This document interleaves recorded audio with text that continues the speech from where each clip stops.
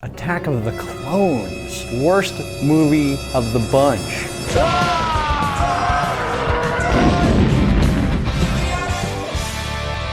What a piece of junk. Hello and welcome to another edition of Toys in the Attic. I'm your host Vic. We're going through another box of dignified junk and old antiques. Today we're going to start with this box. This will be box number three. So here we go. Trusty knife. It's time to cut.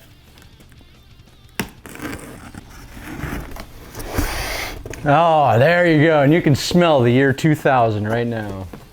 Wow. This box got some treats in it. Not all Star Wars. So, like I said, these are going to be toys that we collected over the last 40 years. So, not all of it's going to be Star Wars. There's some Star Wars in here, though. We're going to start with this. Well, before there was ever these really cool Black Series lightsabers, they had really crappy ones, and this is one of them. This is one of the first ones I remember, and this at the time when we got it was really cool. Not so cool anymore. And in fact, let's break it out and take a look at this weird thing. This is Star Wars Episode 1, Qui-Gon Jinn's lightsaber. I paid $25 for this. No, I didn't. It was on sale. Yeah, we'll have a sale, $17.99. Let's break this thing out. It was cool at the time. I had one of the very first lightsabers. It was just a flashlight with a plastic tube that lit up. It was an ever-ready flashlight, but it was cool at the time. We used to beat each other up with them. So here's the first lightsaber I can remember. It was different. This had the sounds and lights. This thing probably doesn't work anymore, but look at that thing. So it's green. It's Qui-Gon's. This thing takes 14D batteries, so we won't be lighting this thing up today. This is a relic though. Qui-Gon.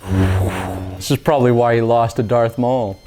Crappy lightsaber. Next up out of the box, I'm gonna need my spectacles for these, because I haven't seen these in 20 years. Star Wars Attack of the Clones. Worst movie of the bunch, but some cool characters. Here's Jango Fett. I bought this before I even saw the movie. These figures came out and I was like, I have to have this one. Boba Fett's dad, I didn't know at that time, but he was sharp. He was a good looking figure. I didn't collect the Attack of the Clones series. By that time, there was just too many figures and we decided to get out of it. We moved on to other things. But I did get two from Attack of the Clones. This Jango and this one, Dexter Jetster, who owned the diner in the Attack of the Clone movie. I had to get this guy. Look how meaty he is. That's a fat figure. That guy was, for a 3 1/4, that guy is hefty. He wasn't my favorite character, but he is a cool figure, so I had to get this one. And that's all the Star Wars that's in this box.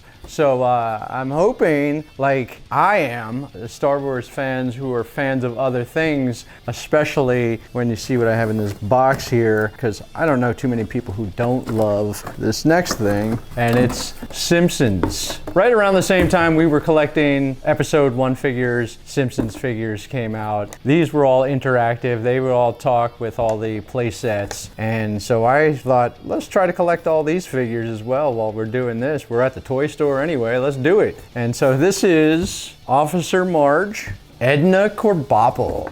This is Principal Skinner's girlfriend. Next out of the box, one of my favorites, Groundskeeper Willie.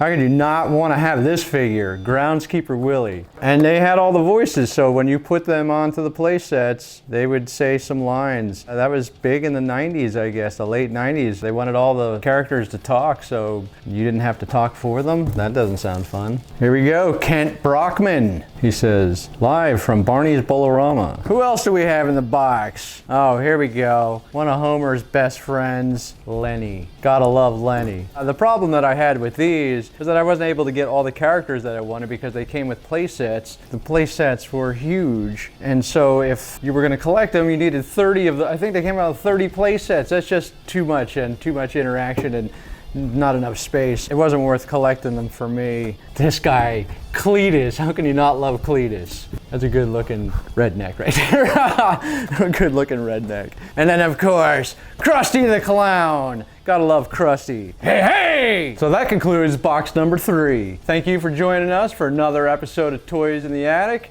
I'm your host, Vic. This is my collection. We'll see you next time. May the force be with you. Always.